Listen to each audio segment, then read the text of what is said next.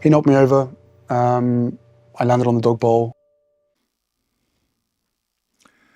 This one's wife. Another icy friendship. Hello, I'm H.G. Tudor. Friends are non-intimate secondary sources within the narcissist's fuel matrix. The fuel provided by friends is of moderate potency.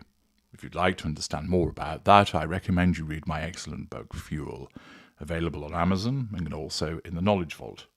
Details for the Knowledge Vault can be found in the video description.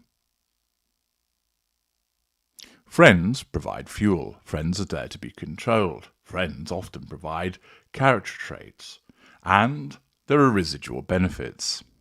A friend, for instance, might provide money to the narcissist, might provide them with favours and assistance, could allow them access to particular networks, and friends are often important when it comes to the issue of the facade for those narcissists, mid-range and greater, that utilise a facade. Accordingly, many friends of narcissists are treated reasonably well. They might see the odd flash of ignited fury, but not necessarily recognise what it is. And they will largely be treated well because, one, they have less interaction with the narcissist, therefore they have less opportunity to cheese the narcissist off. And secondly, they have value in relation to the facade, so that what occurs is that the narcissism wants to ensure that the friend is treated well, so that they maintain that facade.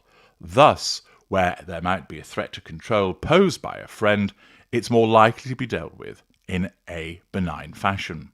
Now, that's not to say that a narcissist won't be horrible to a friend. In extremis, certain instances will occur that has to happen. And, of course, what friends often find is that they are, in effect, devalued, or it seems to them to be devalued, as a consequence of the shelving dynamic. Because the friendship isn't a genuine one, a friendship with a narcissist is self-serving like any relationship with a narcissist. Your role as a friend to the narcissist is to be a good appliance and to comply with the prime aims. The narcissist will intermittently take you off the shelf, hoover you, to engage with you.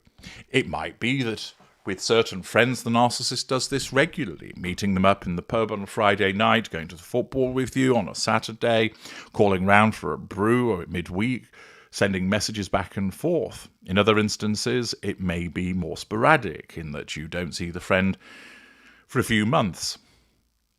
But the fact is, as a friend to the narcissist, you are simply there to be used by the narcissist. Disengagement can occur, but it is rarer.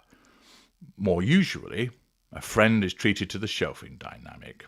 Thus, they sit on the shelf. The narcissist hoovers them, they take them off the shelf, deal with them, and then put them back on the shelf for a period of time, and so it goes on. This one's wife has a history of leaving many non-intimate secondary source appliance friends on the shelf, and in some instances, disengaging from them. The reason why this one's wife has this habit of leaving people in a long-term shelving instance or disengaging from them is because she has shifted in relation to the different strata around her life. Some narcissists remain in the same circles, essentially, throughout their lives. They don't elevate in terms of job, they don't get any particularly wealthier, they don't change circles of friends particularly much, might be swapping one in and one out here or there. But with other narcissists, essentially ones which are seen as social climbing, they will have a group of friends which serve a purpose, vis-a-vis the prime aims, and then they will find what they perceive to be a better group of friends. And therefore the former group of friends isn't required any longer, which results in them either being left on the shelf or disengaged from, particularly if the former friends start to make a nuisance of themselves, trying to contact the narcissist saying, hey, not seen you in a while, why aren't you returning my calls, why don't we get together? Such threats to control are easily dealt with. The narcissist simply shuts everything down and blocks and cuts off that friend, and thus they are disengaged from. The narcissist, remember, has no genuine interest in the friendship. All that matters is what does it do for the narcissist. And thus, if we say, for example, that the narcissist sets off with some grade 1 friends, let's say they're school friends, who they seemingly were close to, and then the narcissist starts work and moves into a more elevated circle of friends and decides essentially, those friends provide me with fuel just like the former ones do, but there are much better character traits and residual benefits. Remember, the narcissism is doing this in the background like an app, and therefore states those former friends aren't providing us with anything that's useful anymore. We don't need them. And because we have no sense of accountability, no emotional empathy, we can just jettison them in effect. Let's focus on the new group of friends, the grade 2 friends. And then the narcissist makes another elevation. Perhaps they gain a promotion, which means they come into regular contact with different colleagues and clients who then they make new friends, the grade 3 friends. And the grade 2 friends, the early work colleagues who become friends, are similarly jettisoned because they no longer serve a purpose. This one's wife has shifted through the gears in that respect. She has moved through different strata, which has resulted in her jettisoning individuals.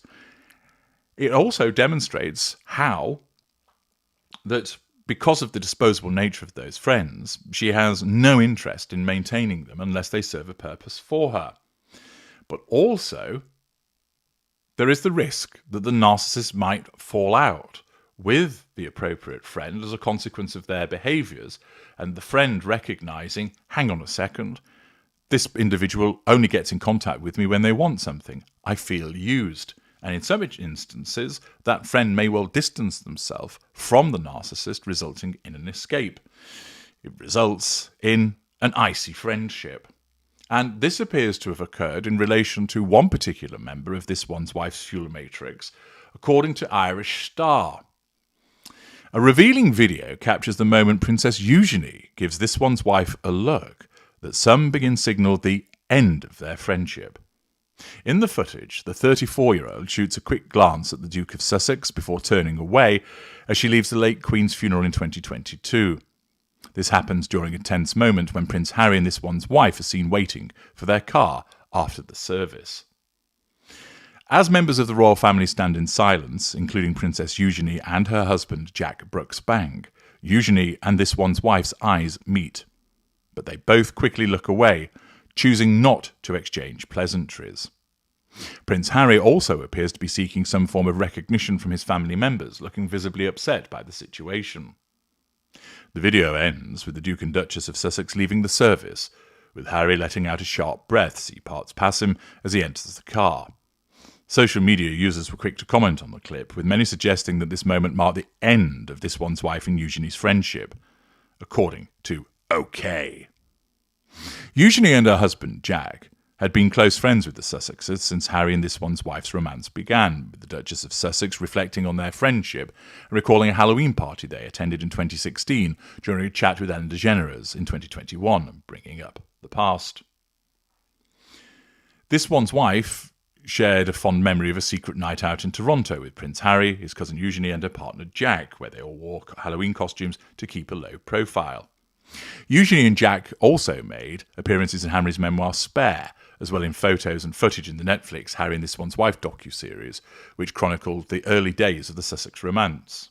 However, there has been no mention of them since the Queen's memorial service, and it would appear that there's a noticeable chill in the air, an iciness which has occurred, which has sparked rumours that the once close-knit group are no longer together.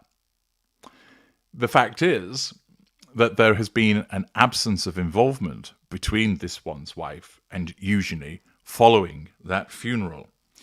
Eugenie's loyalties naturally are towards her cousin, and it's likely that she has eventually woken up, not to necessarily understand that this one's wife is a narcissist, but she has seen that her behaviours are such that actually she realises she's not a very pleasant person, that she is a user, and Eugenie has decided that she is going to escape the involvement with this one's wife, and thus there's another icy friendship. Ordinarily, it's this one's wife who does the shelving, but here It would appear as a consequence of the reduced relations that have taken place between the two, according to this news article at least, that Eugenie has been the one to decide to distance herself from this one's wife, which of course will wound this one's wife in a moderate way by the loss of a non-intimate secondary source, and demonstrates the iciness that comes as a consequence of the involvement with a narcissist. I'm H.G. Tudor. Thank you for listening.